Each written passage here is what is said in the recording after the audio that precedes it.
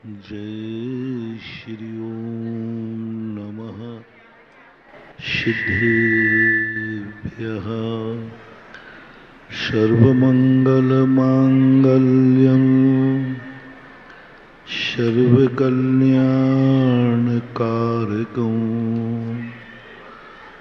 प्रधानं सर्वधर्माणां जैनं जयतु शासनम्। पंच परमेष्टि भगवान की आचार्य श्री गुरुवर कुंद कुंद महाराज की आचार्य श्री गुरुवर विद्यासागर महाराज की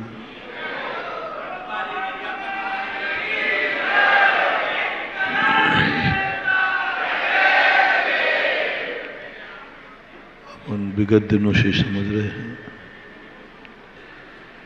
कि कितने प्रकार के व्यक्ति होते हैं। ये प्रकार के व्यक्तियों की जो चर्चा है ना, ये तो समझाने के लिए है।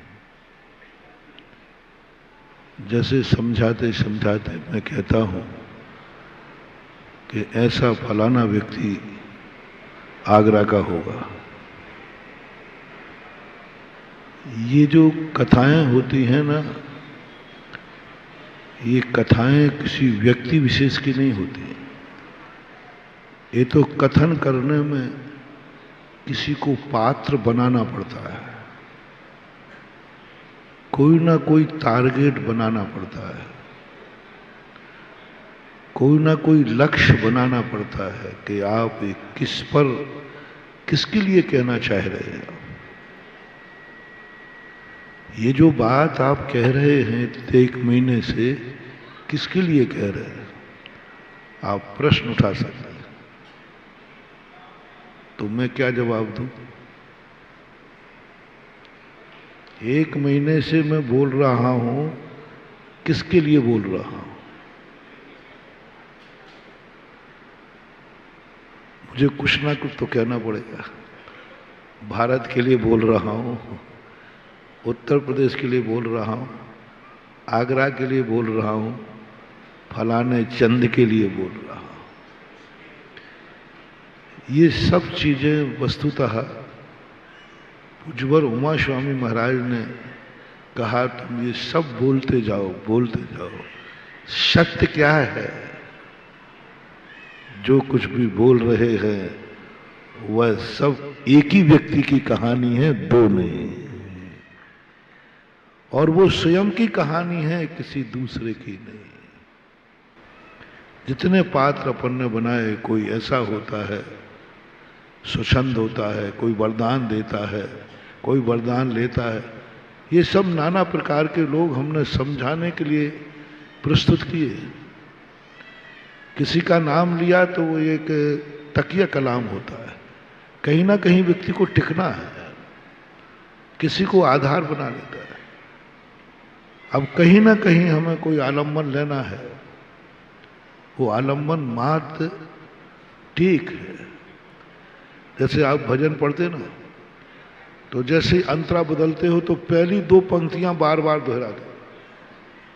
वो बार बार एक बार सुना दी, अब क्यों सुना रहे? लेकिन हर 4 वर्दियों के बाद वो पंक्ति लाओगे। जैसे अपन प्रवचन में बीच में बोल बोल करके बीच में तकिया कलाम में जगदीश बाबू को ला देते हैं। अब बीच में कोई लेना एक ना नहीं, बेचारा सीधा साधा, वो तो बेचारा सुन भी नहीं रहा, बैठा बैठा नींद काट लेता, फिर भी हम उसी को,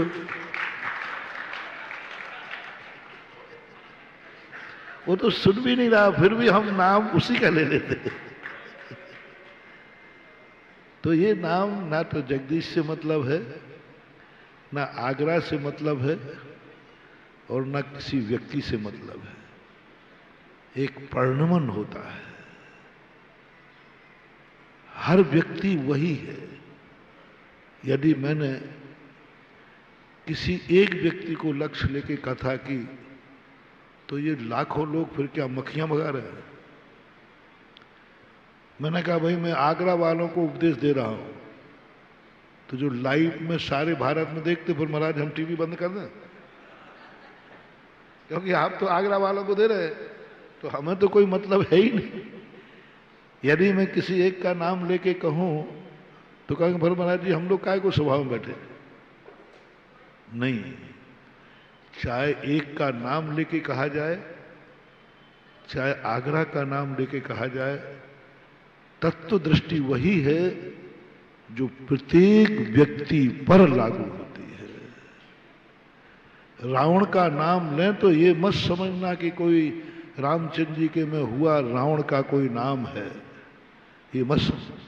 अपन तुरंत समझ लेते कि रावण का नाम कहा जाता। रावण ने एक दूसरे की स्त्री पर नियत खराब की थी, ये तो रावण का इसलिए कहा नाम कि तुम्हारी इज्जत खराब नहीं हो जाए। सत्य ये है कि सभा में रावण का नाम लिया है, इसका अर्थ सभा में रावण ही बैठे हैं। कैसा रावण बैठा? अब तुमने तो कहा कि रावण की बात कही थी महाराज ने। नहीं, कभी तुम्हारा मन किसी की स्त्री पर मचला हो, उसको सुधारने की बात कही थी महाराज ने, ये आना चाहिए। रावण किसका नाम? क्यों लाए रावण का नाम? क्योंकि हम उसका नाम किसी दूसरे की स्त्री पर मचला था, इसलिए उसका नाम रावण बोला। अब जब कभी भी तुम्हारा मन मचला हो तो तुरंत क्या सोचना, महाराज जी रावण की बात नहीं सुना रहे हैं, बहू को सुधारना है तो बेटी को डांट रहे हैं। रावण को सुधार करने के बहाने हमारे अंदर बैठा हुआ रावण सुधारना। हमने जब राम की कोई अच्छी बात कही तो समझ लेना चाहिए कोई गुण हमारे अंदर है, क्योंकि कभी भी साधु का वचन दूसरे के लिए होता ही नहीं। कभी भी पद्म पुराण पढ़ना, राम रावण की कहानी पढ़ना, प्रथमानुग की कहानी पढ़ना, कभी ये मत समझना कि राम रावण की कहानी लिखी है भगवान ने। अरे रावण हुआ था, उसने पाप किया, मर गया, नरकों में पड़ा है, हमें लेना देना क्या है? हुआ है नहीं।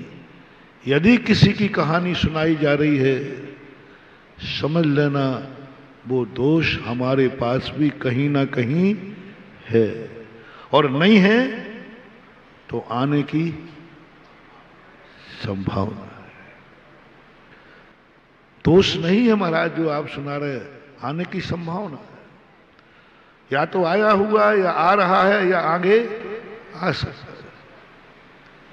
पूज्यवर वसुनंदी महाराज ने मूलाचार की टीका में लिखा, एक पर्याप्ति अधिकार है, उसमें एक इंद्री, दो इंद्री, नरक सब लिखे उसमें। ऐसे परिणाम करता तो एक इंद्री बनता, ये बनता, वो बनता। तो वही प्रश्न उठाया जिसने, भगवान गुरुदेव ये नरकों के, एक इंद्रियों के, त्रियंशों के, ये सारा वर्णन मुझे क्यों सुना रहे हो? मुझे तो मोक्ष जाना है, मुझे तो मोक्ष जाना है, मोक्ष मार्ग बताओ। सम्यक दर्शन ज्ञान चारित्र को विशुद्धि बढ़ाओ, मोक्ष की बच्चा सुनाओ। ये नरकों की क्यों सुना रहा? मेरा नरकों का रास्ता मैंने छोड़ दिया। क्या बड़ी बात कही पूज्यवर वसुनंदी महाराज ने। उन्होंने कहा तुमने तो छोड़ दिया, लेकिन छूट गया है ये किसने कह दिया है? तुमने तो छोड़ दिया कि मैं ये परिणाम नहीं करूंगा, लेकिन ये परिणाम नहीं होगा, ये गारंटी किसने ली? तुमने तो कह दिया मैं ये परिणाम, तुमने तो संकल्प कर लिया कि मैं गाड़ी का एक्सीडेंट नहीं होने दूंगा, लेकिन ये गारंटी कहां दी कि नहीं होगा? नहीं होगा ये गारंटी कहां है? ये संकल्प है मैं बिल्कुल सकुशल आपको वहां पहुंचाऊंगा, ये संकल्प है, लेकिन पहुंचा ही देगा ये तो कोई नियम नहीं है। हम मुनि बन गए, मोक्ष जाएंगे ही जाएंगे, पक्का है। सुबह उठकर व्यक्ति कहता है कि आज मैं कुछ गुस्सा नहीं करूंगा, पक्का है, लेकिन गुस्सा नहीं होगा ये बात तो नहीं कह सकते। हम कल नहीं मरेंगे, पक्का है। बोलो भाई, कल मैं मरूंगा या जिंदा रहूंगा? महाराज जी आप बता दो, नहीं तो ये पंडाल में लाखों रुपया लग रहे हैं। यदि आपको सुबह पधारना हो तो किस आशा पर बना रहे हैं कि अभी 4 महीने निकालना है, दिवाली होना है, कार्यक्रम करना है? पक्का संकल्प है कि कच्चा? बोलो ना। पक्का संकल्प है कि हमें 4 महीने दिवाली तक निकालना है, कार्यक्रम करना है, गोष्ठी भी की बात भी चर्चा करना है, विद्वान आ गए, सब इसी आशा पर बैठे हैं। शिवरार्थी बैठे हैं सारे भारत से कि कब सूचना आए और शिविर के लिए, बोलो शिविर लगाना है कि नहीं? पक्का? पक्का। चतुर्मास दिवाली तक करना है कि नहीं? पक्का। सब पक्के ही हैं, बिल्कुल पक्के। प्रस्ताव पास हो चुके हैं, हम आशीर्वाद भी दे चुके हैं, लेकिन हो जाएगा ये तो गारंटी नहीं दे सकते। पक्का है कल मैं नहीं मरूंगा, मुझे भी विश्वास है। हाँ, लक्षण भी नहीं दिख रहे,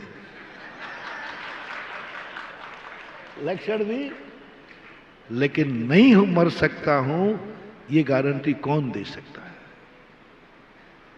पूज्यवर कार्तिकेय स्वामी, एक समय तेरे पास है, बस एक समय के बाद दूसरा समय क्या घटने वाला है वो तेरे संकल्प का इंतजार नहीं करेगा।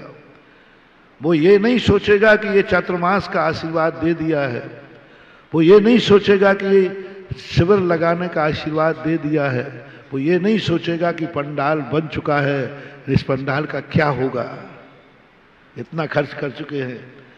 तो यमराज सोचेगा नहीं नहीं नहीं बहुत खर्च कर चुके हो, ठीक है हम महाराज को दिवाली बाद ले जाएंगे, ठीक ठीक ठीक।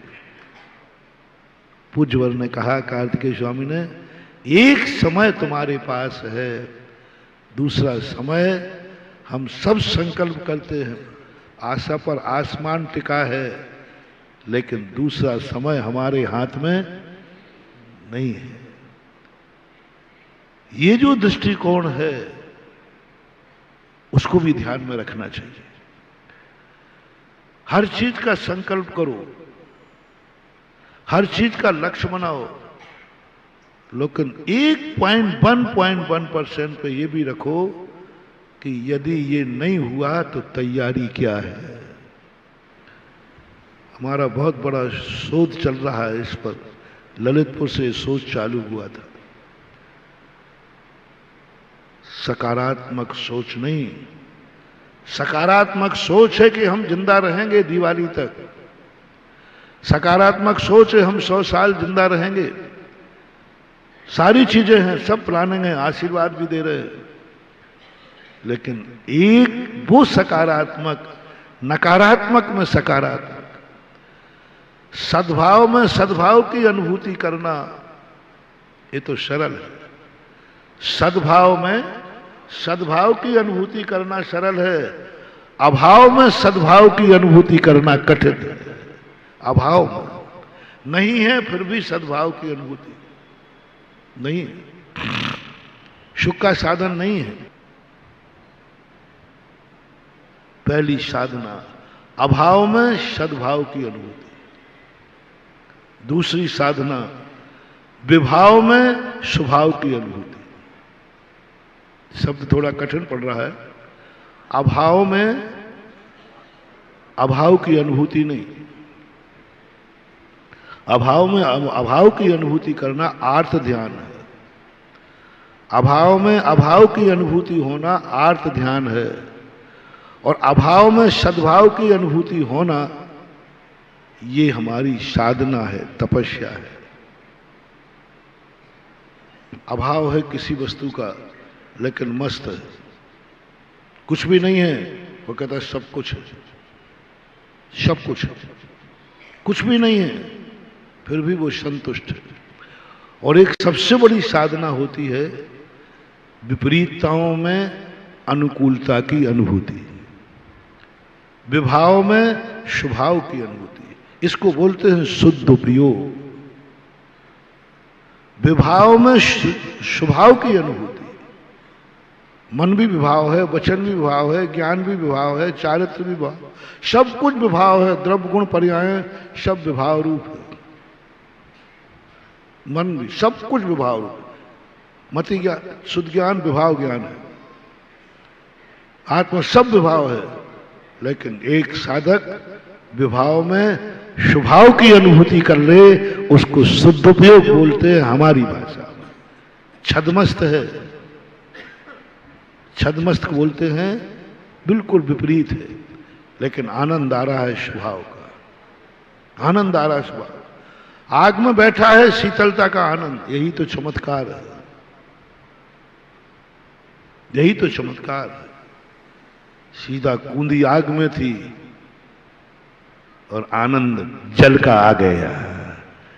किसमें कूंदी थी, क्या जलाई थी, लेकिन आग के फपोले तो नहीं पड़े। क्या आनंद, विभाव में स्वभाव की अनुभूति। आग सामने जल रही है, लपटें निकल रही हैं, नियम से छूते ही जलना निश्चित है, लेकिन एक साधना है, एक तपस्या है, एक अंदर की शक्ति जागी जो आज तक दुनिया की कोई शक्ति नहीं जगा पाई। लेकिन एक शक्ति थी विदेही के पास, कूंदी आग में थी और आनंद जल का आ रहा था। जब वो कूंदी तो उसे अग्नि की जलन हुई कि जल की शीतलता हुई। क्या चमत्कार, क्या चमत्कार। शेर सुदर्शन के ऊपर तलवार चलाई, गर्दन कटना चाहिए थी, लेकिन तलवार चलते ही माला बन गई। क्या चमत्कार। सबको मालूम है कि हंडे में नाग रखा है, कोबरा नाग। कौन सा नाग, कोबरा नाग, बहुत भयंकर जहरीला नाग लाया था। क्या साधना, क्या तपस्या, क्या चमत्कार। सबको मालूम है कि इसमें नाग है, और हाथ डाला तो हार निकल आया। नाग का हार, प्रतिकूलता में अनुकूलता, विभाव में स्वभाव। सबको मालूम है कि नाग है, डालने वाला कहता है नाग है, लेकिन एक शक्ति ऐसी है जो नाग को भी हार कर दे, सूली को सिंहासन कर दे, अग्निकुंड को जल का नीर कर दे। एक ऐसी अनुभूति है अपने अंदर, एक शक्ति है। जैसे एक दिन प्रश्न आया था कि प्रतिकूलताओं में कैसे सुलझे, प्रतिकूलता को अनुकूलता बना लो। अब उसके लिए हमें तपस्या करना पड़ेगा। महाराज कैसे है, मुझे आग में कूदना है, बताओ कैसे बचाओ, मैं कैसे बचाऊं। आग का स्वभाव तो जलाना है।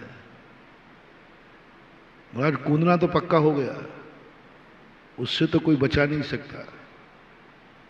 टेक टू ऑर्डर, बस अब आप बताओ कि हम जले नहीं। कोई मंत्र मैंने आज तक नहीं देखा, कोई मंत्र दुनिया में नहीं है जो अग्नि को शीतल कर दे। नमोकार मंत्र, कोई मंत्र नहीं है। ये तो तुमने भजनों में बना लिए। नमोकार मंत्र ने अग्नि को नैर का कुंड कर दिया, मैंने खूब अच्छी तरह पढ़ लिया, कुछ नहीं हुआ है। नमोकार मंत्र में ताकत ही नहीं। नमोकार मंत्र ये करने लग जाए तो कबाड़ा हो जाए। एक नमोकार मंत्र को फू, अग्नि बुझ जाएगी। कहीं आग लग जाए तो फिर जब आगरा के पंचकड़ा में आग लगी तो मैंने खूब मंत्र फेंके, कुछ नहीं हुआ। नहीं तो जब भी आग लगे नमो रेंताड़म फू। काय को फिर अग्निशामक मंगाना, जो टंकियां मंगाते हैं, क्या बोलते वो फायर ब्रिगेड वाले, अग्नि काय को बनाना। नमोकार मंत्र काफी है, कुछ नहीं होना। आज तक किसी भी मंत्र से कितने बड़े साधक क्यों रहे हो, अग्नि को शीतल कोई नहीं कर पाया। नाथ एक गुण है अपनी आत्मा में, वो अरहंत के नाम से नहीं, सिद्ध के नाम से नहीं, ये तो पर हैं। कूदना हमें है और अग्नि का जल बनाएंगे भगवान। आचार्य, उपाध्याय, साधु, सिद्ध, भगवान, ये तो पर है, ये कोई काम आने वाले नहीं है। अपने अंदर एक शक्ति है, भगवान के पास नहीं है। भगवान की शक्ति भगवान के काम आएगी, हमारे काम नहीं आएगी। भगवान के हाथ में ये दुनिया सौंप दी जाए ना, तो इतनी पापी हो जाएगी कि पाप के अलावा कुछ बचेगा ही नहीं। क्योंकि भगवान तो बहुत दयालु है, तुम कितनी पाप करना, भगवान घनी खम्मा अन्नदाता, भगवान कह जा ठीक कोई बात नहीं, वो तो दयालु है, वो तो माफ कर देगा तुरंत। साधु का गुस्सा कितना। हम साधुओं को ये समाज सौंप दी जाए ना, तो इतनी बिगड़ जाएगी, इतनी बिगड़ जाएगी कि कोई सुधरा हुआ रहेगा। क्योंकि साधु को ज्यादा गुस्सा आता नहीं। साधु का गुस्सा है प्रणाम पर्यंत। कब तक है? कभी साधु बड़े लोग गुस्सा हो जाए ना, पिताजी हो जाए, गुरु हो जाए, कभी कुछ नहीं, पाए लागे बाबा जी, पाए लागे बाबा, प्रणाम पर्यंत बस। कभी करके देख लेना, पिताजी दादाजी जब नाराज हो जाए ना, तो जाके धीरे से दादाजी पाए लागे, तो 2-3 बार यूं कर लेना, उनका हाथ धीरे धीरे उठ करके शाबाश, जाओ जाओ, अब नहीं करना गलती, ध्यान रखना, चल जाओ, खत्म। इससे ज्यादा गार्जियन कभी क्रोध कर ही नहीं सकता, क्योंकि वो गार्जियन है। क्योंकि वस्तु सत्य ये है कि वो गुस्सा था ही नहीं। गुस्सा आने पर इतनी जल्दी गुस्सा उतरता है क्या? गुस्सा आने पर इतनी जल्दी गुस्सा उतरता है कि तुम पैर छू लो और गुस्सा गायब हो जाए। यहां कोई बटन लगाए पैर में? अपने गार्जियन को गुस्सा आ रहा है, गुरु को गुस्सा आ रहा है, तो पैर छुओ तो वहां बटन लगाए गुस्सा दबाने का? नहीं, कोई बटन नहीं। सत्य है कि वो गुस्सा थे ही नहीं, गुस्सा का नाटक कर रहे थे, फैंसी ड्रेस, गुस्सा था ही नहीं। जो नाराज है तो महाराज कैसा, और महाराज है तो नाराज कैसा।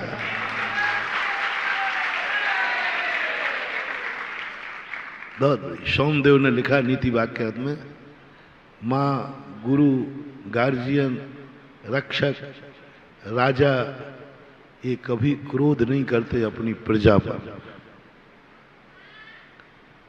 क्रोध का नाटक करते, फैंसी ड्रेस करते, दिखाएंगे क्रोध ऐसा। मां ऐसा क्रोध दिखाएगी, जिस समय बच्चे को क्रोध दिखाती ना, तो गरम सलाई लेके दे, ध्यान रखना मैं जला दूंगी। जिस समय बच्चे को डांटती है, उसकी आंखें देखो ऐसे लग जाएगी तो खा जाएगी वो, लेकिन वो क्रोध है ही नहीं। कभी कभी बाप कहता है, इससे अच्छा तो होते ही मर जाता, तू अच्छा था, कम से कम ये दिन तो नहीं देखना पड़ता। ये शब्द किसी ने अपने बाप से सुने होंगे। क्या कहा बाबा? होते ही मर जाता, तो अब मैं मर ही गया हूं, मर ही जाता हूं, ठीक है। और 1 घंटे घर से थोड़ा बाहर निकल जाना, 1 घंटे नहीं आना, फिर देखो हालत क्या होती है। ढूंढता फिरेगा, बेटा घर आ जा, मैं कछु नहीं कहेंगे। पेपर में आता है गुमशुदाओं का, नहीं मैं कुछ नहीं कहूंगा, जो कुछ कही भली है सब बाप। गुस्सा था ही नहीं, गुस्सा का नाटक था। हमें सुधारने के लिए बड़े लोग, उनको कहा गया तुम गुस्सा नहीं करना, लेकिन गुस्सा की रैसल जरूर करना। जिस माँ बाप को गुस्सा नहीं आता है, रैसल नहीं करना आता है, वे बच्चे की जिंदगी नहीं सुधार सकते। जिस गुरु को गुस्सा नहीं आता है, वो दीक्षा देने का अधिकारी नहीं। गुस्सा का अर्थ गुस्से की रैसल। क्या गजब का वर्णन है। एक शिष्य ने अपराध कर दिया, तूने अपराध किया है, मिथ्या दृष्टि, अभव्य, जा तेरा कल्याण नहीं हो सकता।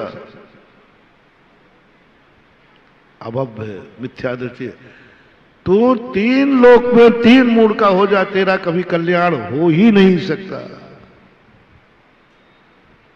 कुछ भी कर ले तो होगा ही नहीं तेरा कल्याण।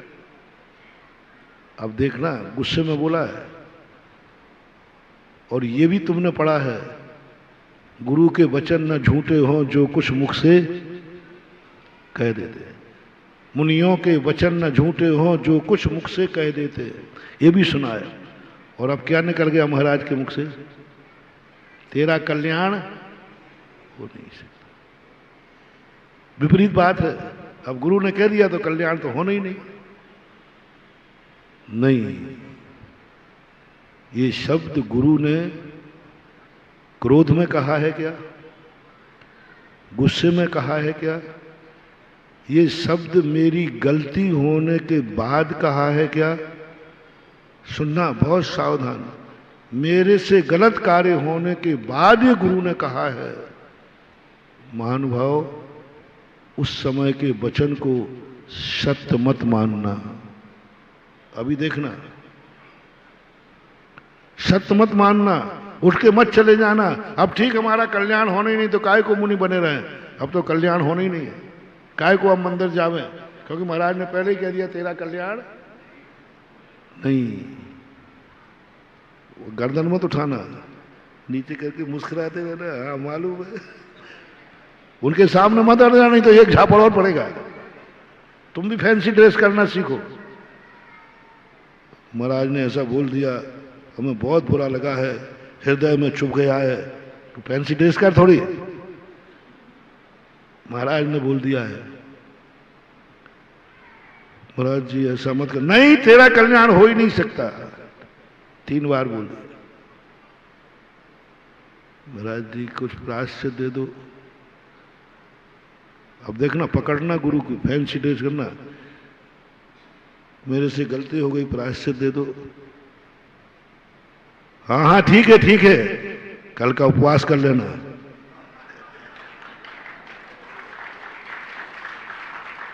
ओहो क्या बात है रे महानुभाव, जब कल्याण हो ही नहीं सकता तो उपवास क्यों दे रहा है?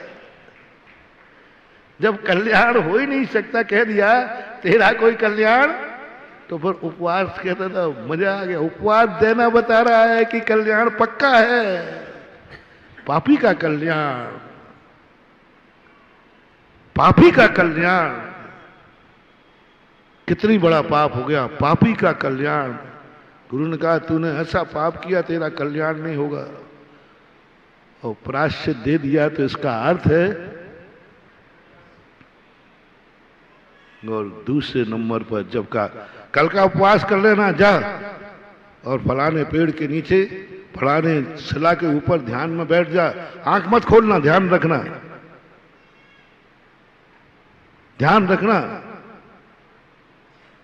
पापी कहेगा, अभी वही बोल रहा है, पापी कहेगा, मुनि बन गया, इतनी अकल नहीं आई, कल्याण तो होना ही नहीं तेरा, और फिर भी कह रहा ध्यान में बैठ जाना, आंख मत खोलना। देखना ये सब कितने विपरीत, ये समझने वाला व्यक्ति समझ जाएगा। ध्यान में बैठ जाना, ध्यान रखना, हिलना डुलना मत, उपवास पूर्वक बैठना है, कल्याण तो तेरा होना ही नहीं, पक्का है। ओहो, देखना फैंसी ड्रेस देखना। जैसे वो शिष्य जाकर ध्यान में बैठ गया, गुरु महाराज का क्रोध देखना, चिंतन में आते, ओहो पाप किया तो क्या किया, पाप करने के बाद सुधार दिया। मैंने कह दिया कि तेरा कल्याण नहीं होगा, तो भी प्रायश्चित मांग रहा है। मैंने पापी कह दिया है, फिर भी पैर छू रहा है। मैंने पापी कह दिया, मैंने दुष्ट कह दिया, मैंने अभव्य कह दिया, मैंने मिथ्या दृष्टि कह दिया, जितने अशुभ शब्द थे सारे बोल दिए, उसके बावजूद भी हाथ जोड़े, उसके बावजूद भी पैर पड़ रहा है, उसके बावजूद भी कह रहा है ओहो मैं सुधारने में लगा हूं, ये सुधर गया। और उसी समय वही आचार्य जी ने कहा तेरा कल्याण नहीं होगा, मिथ्या दृष्टि वही आचार्य पिछी उठा करके वो जहाँ शिष्य बैठा है उसकी 3 प्रदक्षिणा लगाते हैं, 3 बार नमोस्तु करके आते हैं। अभाग्य है मेरे, ऐसे शिष्य का दर्शन हो रहा है। गुरु, शिष्य का दर्शन गुरु। अभी ये तो सुना होगा तुमने कि शिष्य गुरु के दर्शन करके धन्य हो जाता है, अभाग्य हो जाते। हो मुझे गुरु का दर्शन हो गया। हमारे शास्त्र में ये लिखा, एक मौका वो भी है जब गुरु शिष्य के दर्शन करके धन्य हो जाता है। ये तो सुना है कि गुरु को शिष्य गुरु की 3 प्रदक्षिणाएं लगाता है, लेकिन एक दृश्य वो भी है कि गुरु शिष्य की प्रदक्षिणा लगाता है प्रायश्चित के समय। तो पहली बात, ये कभी गुस्सा होते ही नहीं है। ऐसे ही माँ, पिता, भगवान को कोई भी हो, जो गार्जियन है, मत समझना कितनी भी बड़ी गाली दे दे, समझ लेना ये गाली नहीं है, ये सुधारने का पैटर्न है। ये मौन नहीं हुए हैं।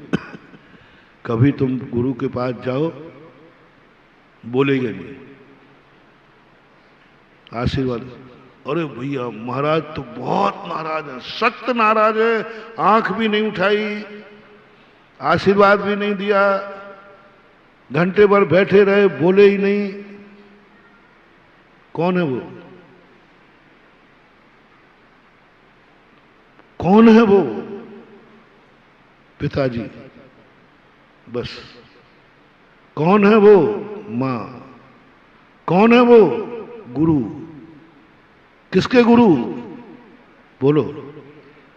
मेरे गुरु हैं, मैं नाराज हो गए हैं, बोल ही नहीं रहे, आशीर्वाद ही नहीं दे रहे। महानुभाव, चूक मत करना, यदि गुरु है तो नाराज हो ही नहीं सकता। अब तुम बदमाश हो, नहीं बताओगे गुरु नाराज क्यों है। महाराज जी भैया देखो, महाराज जी को इतनी नाराजगी होना चाहिए, 3 दिन से महाराज बोल ही नहीं रहे, बात ही नहीं कर रहे हमसे, जाओ तो बोलते नहीं, मुंह और फेर लेते। अब बताओ भैया, साधु को इतनी नाराज होना चाहिए, मैं 3 दिन हो गए विदेश से आए हुए।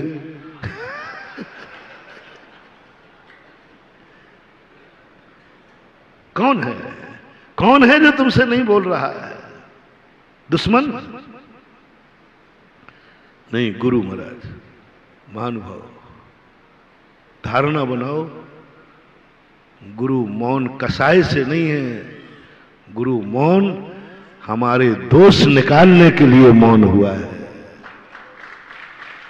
दोष निकाल, उसका मौन होना ही बता रहा है कि वो तुम्हें चाहता है, बहुत चाहता है, और वो दोष निकालने के लिए मौन था। फैंसी ड्रेस है उनकी, अंदर की कसाई नहीं है, ऊपर की रैसल जरूर उनको करना पड़ेगी। यदि ये डर ना हो गए तो फिर व्यक्ति सुधरेगा कैसे? सुधरेगा कैसे? तुरंत एक बालक था, उसने माँ ने कहा कि तू मंदिर जाएगा तभी रोटी मिलेगी। वो मंदिर नहीं गया, रोटी नहीं मिली। माँ एक दिन बहुत कठोर हो गई। स्कूल में जाके पहुंचा तो मास्टर ने पूछा, बोलो कितने, 2-2 कितने होते हैं? तो कहा 2-2 4 रोटी। वो सोचा उत्तर तो सही दे रहा, रोटी क्यों बोल रहा पीछे से? 3 और 2 कितने होते हैं? 5 रोटी। हर चीज में रोटी लगा रहा है। तो मास्टर साहब ने कहा, मैंने 2-2 4 पूछे, रोटी क्यों लगा रहा है? रोटी खा के नहीं आया क्या? बोले नहीं। क्यों? बोले मम्मी ने दी नहीं। अब देखना, बदनाम कर रहा है मम्मी को। ये बच्चे की बहुत बड़ी बदमाश। मम्मी ने दी नहीं, मम्मी ने बिना रोटी दिए बोल दिया। मम्मी बहुत निर्दयी है तेरी। हाँ, बहुत कसाई है तेरी, रोटी नहीं दी। हाँ मास्टर साहब, बिल्कुल रोटी नहीं दी और भूखे भेज दिया मुझे। तुम यदि महाराज के बाद मेरे पास आओ और मैं नहीं बोलूं और डांट भी दूं उठा यहां से। करना धरना तो कुछ है नहीं, समय खराब करना है। नीचे आके क्या कहोगे? क्यों भैया, हमारा क्या बात है? भैया महाराज ने डांट दिया, बोले ही नहीं। बोले तो ऐसे जोर से बोले, डांट दिया। तो इसका अर्थ है, वो सामने वाला कहेगा महाराज को इतना गुस्सा नहीं करना चाहिए। तुम क्या कहोगे? जल्दी बोलो, बोलो बोलो, जल्दी बोलो। हाँ हाँ, महाराज को गुस्सा नहीं करना है। देखो अब तुम अपने गुरु की बुराई सुन रहा है। सामने महाराज को, तुमने महाराज को, अरे भाई घंटे भर बैठा, हाथ जोड़े, क्षमा मांगी कि महाराज जी गलती हो गई हो, कछु गलती हो। अरे वो तो बस, तो भैया ये तो गलत है महाराज की बात। महाराज को इतना गुस्सा तो नहीं करना चाहिए। तो बोलो तुम्हें कैसा लग रहा है?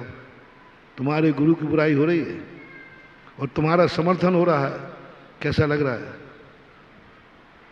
बहुत बढ़िया। और हमसे नहीं बोलोगे? ऐसे ही बदनाम हो गए महाराज जी, तो ऐसे ही हो गए। हमसे नहीं बोले, हाँ हाँ भैया ऐसा तो नहीं होना चाहिए। और महाराज जी ने इतना जोर से डांट दिया है। अच्छा, आजकल तो महाराज की भाषा समिति नहीं रही, तो तुम्हें कैसा लग रहा है? हाँ हाँ, महाराज को तो अब बोलने का कुछ है ही नहीं, जो मन में आया बोल देते महाराज, है ना। अब तुम हाँ में हाँ मिला रहे हो, हाँ में हाँ मिला रहे हो। वो सामने वाला तुम्हारे गुरु की बुराई कर रहा है और तुम हाँ में हाँ मिला रहे हो। हाँ भैया ऐसे कठोर शब्द बोले, महाराज को ऐसे बोलना चाहिए, भाषा समिति नहीं है। तुम्हें खुशी हो रही है? हाँ ऐसे ही है महाराज, यही है। मैंने गलत नंबर डायल कर लिया चतुर्मास के लिए। अरे क्या क्या महाराज सुना रहे हैं वो तो। आगरा वालों, बाहर वाले पूछे क्यों भैया क्या हाल चाल, हमारे संबंध में जरूर पूछते। और किसी का चतुर्मास कहीं हो रहा हो, बिहार कहीं हो रहा हो, कहीं से फोन नहीं आते कमेटी के पास। लेकिन मैं जहां पहुंच जाऊं, नियम से फोन जरूर आते कमेटी को, क्योंकि उन्हें मालूम है कि महाराज जी जहां हैं वहां कोई हलचल ना हो।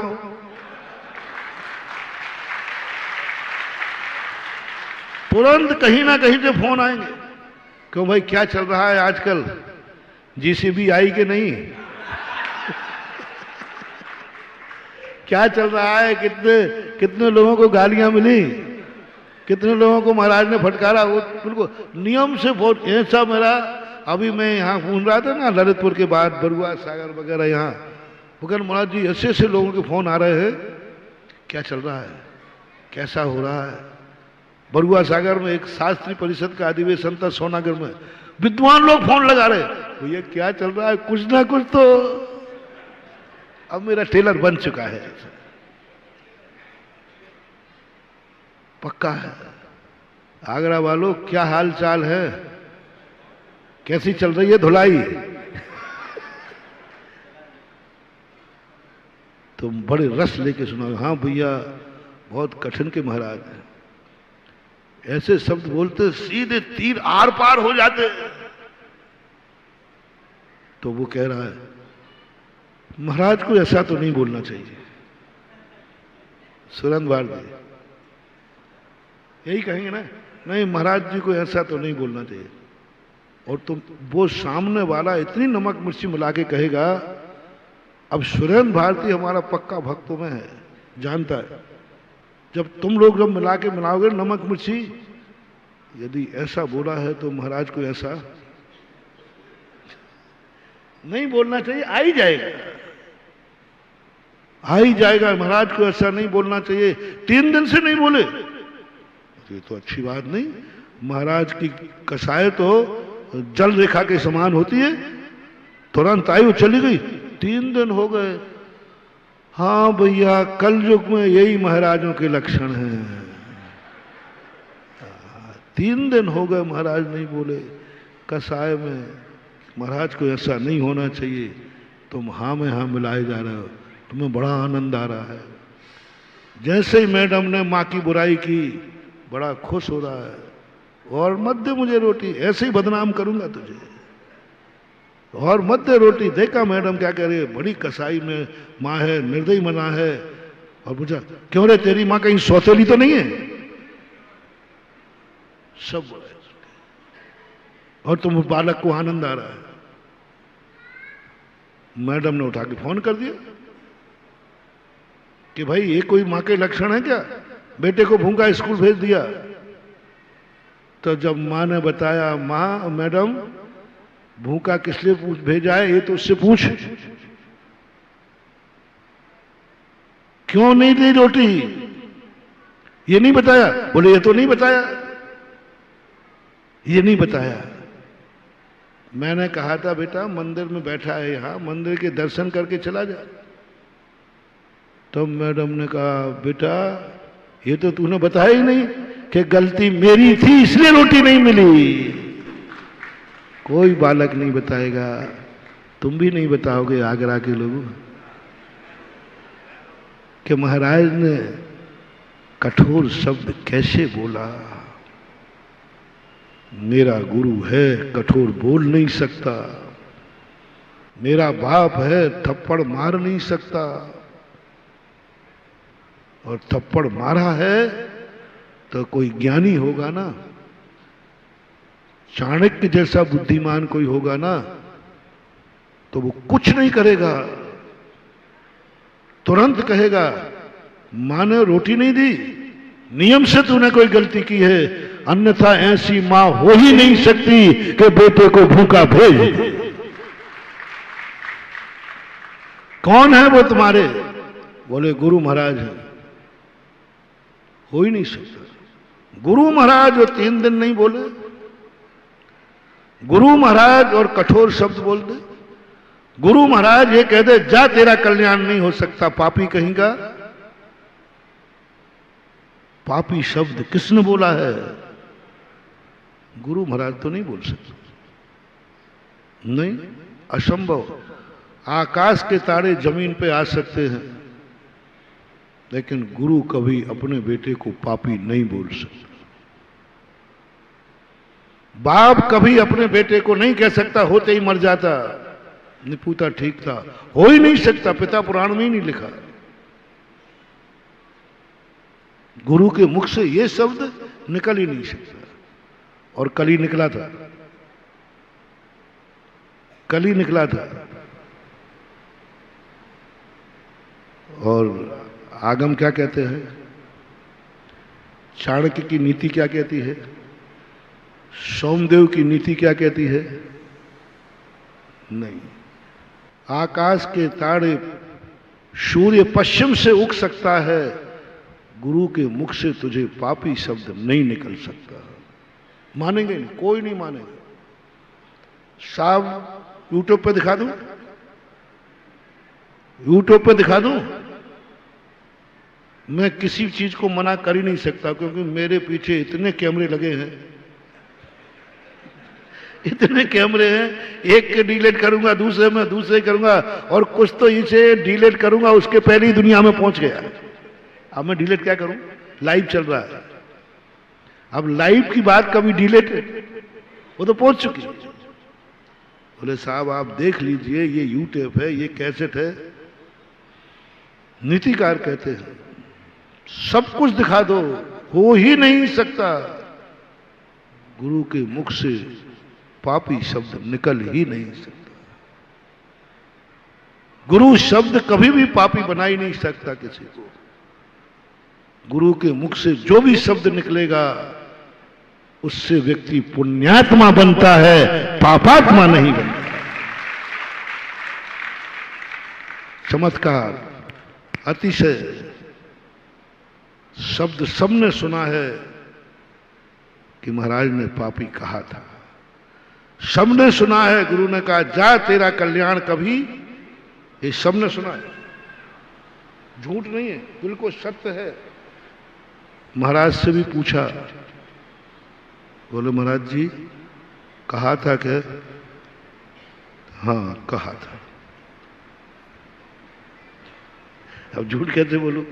अभी तो मुझे ही कैसे सुना रहे महाराज जी, देखो आपकी कैसे।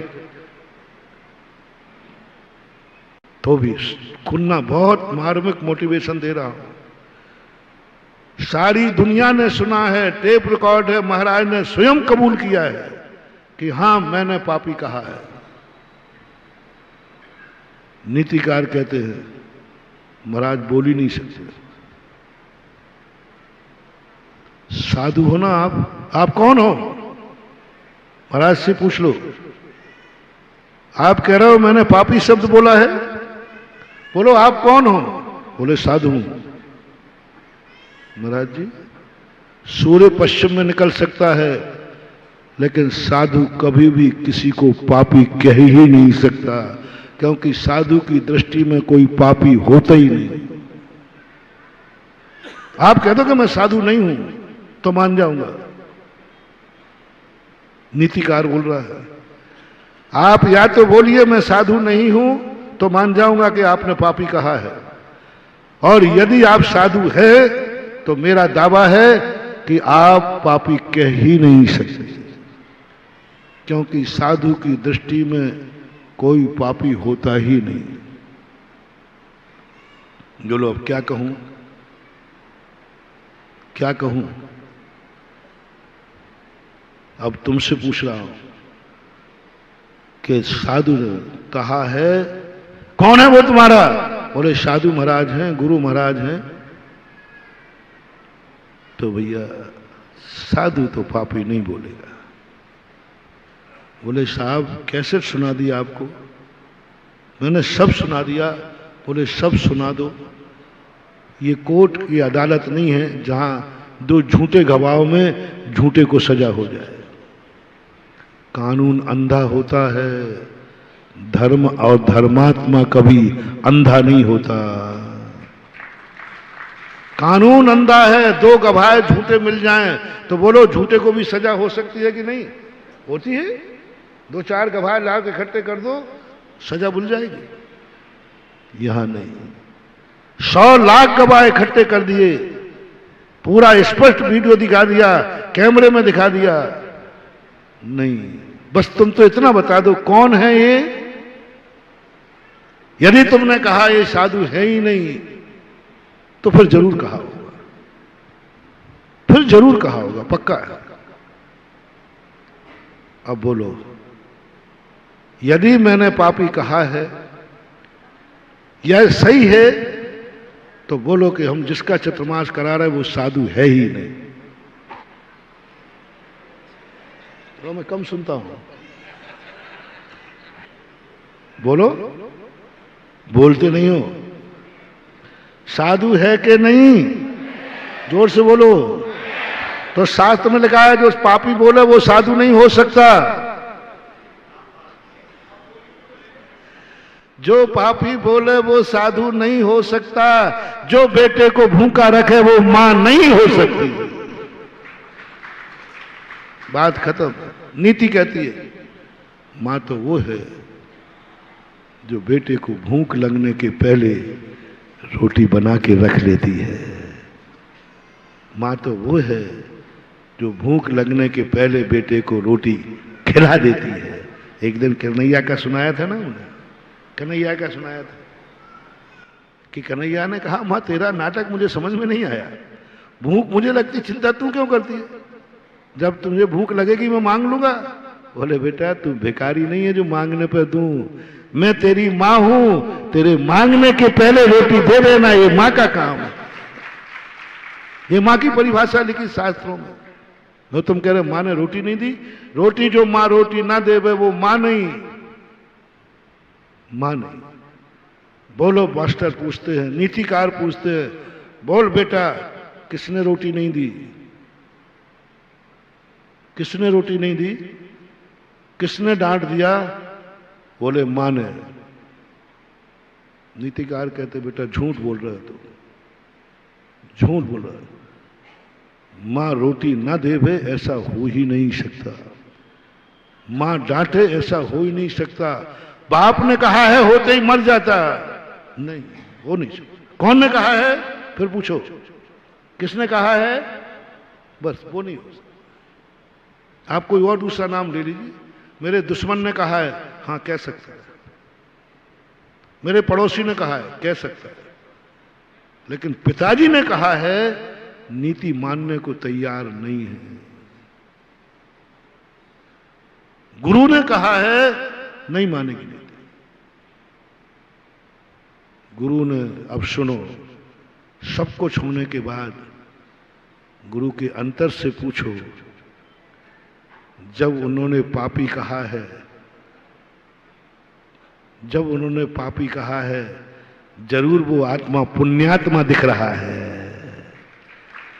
यदि पुण्यात्मा नहीं दिखता तो वो पापी कहते ही नहीं, यदि वो शुद्ध नहीं दिखता तो प्रायश्चित देते नहीं, और यदि शुद्ध नहीं दिखता तो उस पापी की 3 प्रदक्षिणा लगा के नमस्कार करते नहीं। बोल रहे हैं पापी, दिख क्या रहा है? बबूल का बीज बोया जा रहा है, और फल कौन से आना है? कहा पापी जा रहा है, लेकिन पापी जिसको कहा है उसमें महाराज को पुण्यात्मा दिख रहा है, तभी उन्होंने अपने मुंह को खराब किया है। ये पापी नहीं बोले हैं, ये पुण्यात्मा के खेत में खाद डाला है। बोलो, गेहूं कैसा होता है? गेहूं गंदा होता है कि अच्छा होता है? लेकिन खाद कैसा होता है? गंदा होता है, बहुत गंदा होता है, छूने लायक नहीं होता, दुर्गंध होती है, छुओ तो स्नान करना पड़ता है। लेकिन वो खाद कहां डाला? तो बोलो, गंदे खाद को हाथ गंदे कर लिए, नाक में गंदगी आई, छू करके उसको उठाकर किसान ने खेत में डाल दिया। तो बोलो, खेत में गंदगी डाली है कि सुगंधी की फसल बढ़ाई है? किसान गंदगी डालने का करता है कि खेती को लहराने का करता है? और डाल क्या रहा है? डाल गंदगी रहा है। रंगे हाथ पकड़ लो, ये गंदगी डाल रहा है, देखो खेत को गंदा कर रहा है। नीतिकार कहते हैं किसान कभी खेत को गंदा कर ही नहीं सकता। साहब वीडियो बनी है, देख लीजिए, खाद गंदा, बोले सब देख रहा हूं, किसान खेत को गंदा कर नहीं सकता। किसान तो सदा खेत को सुगंधित करता है, शस्य श्यामला करता है, हरा भरा करता है, गंदा कभी करते ही नहीं, हो ही नहीं सकता। किसान है। ये गंदगी किसने डाली खेत में? किसान ने। बस इतना सा पूछ लेना, किसान ने डाली? नीतिकार कहते हो ही नहीं सकता। किसान कभी खेत को गंदा नहीं करता, किसान खेत को हरा भरा करता है। इसी प्रकार पापी शब्द अच्छा है कि बुरा है? जल्दी बोलो ना। नहीं, अभी तो बुरा ही बोलो। तुम खाद को अनाज मत बनाओ, इतने भी मुंह देखी मत करो। खाद तो गंदा था, गंदा है, गंदा ही। पापी शब्द बुरा था, बुरा है, बुरा ही रहेगा। लेकिन जब किसी गुरु ने के मुख ने तुम्हारे मुख को पापी दिया है तो तुम घबराना मत, तुम्हारी पुण्यात्मा की फसल पर पापी का खाद बोया है, खाद डाला है ये। क्योंकि खाद कभी पवित्र नहीं होता, गंदा ही होता है, और गंदे खाद से पवित्र फसल आती है। गुरु जब पापी शब्द बोलता है तो वो शिष्य के लिए गंदा खाद है, उस पर पुण्यात्मा की फसल लहराती है, जो चारों तरफ सुगंधित है। कौन समझेगा इस रहस्य को? नीतिकार, सिद्धांतकार भी नहीं समझ, सिद्धांतकार नहीं समझ पाएंगे। सिद्धांतकार कहते हैं पुण्य और पाप अलग अलग चीजें, दोनों अपने आप में हैं। लेकिन नीतिकार समझेगा ये नहीं। मां कहेगा, नीतिकार कहेगा, मां ने रोटी नहीं दी, ये निर्दयी की निशानी नहीं है, ये कसाई की निशानी नहीं है। तेरी गलती को सुधारने के लिए रोटी नहीं दी, अच्छा इंसान बनाने के लिए रोटी नहीं दी, सुखी बनाने के लिए रोटी नहीं दी। बोलो, मां ने दुखी करने के लिए रोटी नहीं दी कि सुखी करने के लिए रोटी नहीं दी? मां का अभिप्राय बताओ। सुखी करने के लिए रोटी नहीं दी, और वो क्या कह रहा है? दुखी करने के लिए मुझे रोटी नहीं दी। तो वो मां कैसे हो सकती? इसी प्रकार जब दृष्टि के नीतिकारों की जब नीतियां इस दुनिया में आती हैं तो खाद का भी मूल्य हो जाता है। खाद को भी लोग मूल्य करके लेते हैं, क्योंकि यह फसल को सुभाषित करेगी। इसी प्रकार ज्ञानी व्यक्ति कहता है, मुझे गुरु के मुख से पापी शब्द सुनना है। किसान ढूंढ रहा है क्या भैया खाद मिलेगा। आजकल खाद भी लाइन लगा के लिया जाता है, खाद के भी परमिट बनते हैं, खाद की भी दुकानें होती हैं, और खाद गंदा होता है। और किसान खाद को घूमता है कि नहीं लेने को, ढूंढता है कि नहीं, खरीदता है कि नहीं, काय के पैसे दे रहा है। बहुत अच्छा प्रसंग आया महानुभाव, काय के पैसे दे रहा है। खाद कैसा होता है पहले निर्णय करो। गंदा, पक्का। गंदी चीज से बनता है, पक्का। गंदी चीज से बनने वाला गंदे खाद को आप पैसे में खरीद रहे हो। अरे अच्छी चीज के पैसे दे रहे मूर्ख, गंदी चीज को पैदा कर रहा है। और लाइन लगा के खरीद रहा है कि नहीं, लाइसेंस ले रहा है कि नहीं, किसके, गंदी चीज के। कौन ले रहा है, किसान। किसान गंदी चीज ले ही नहीं सकता,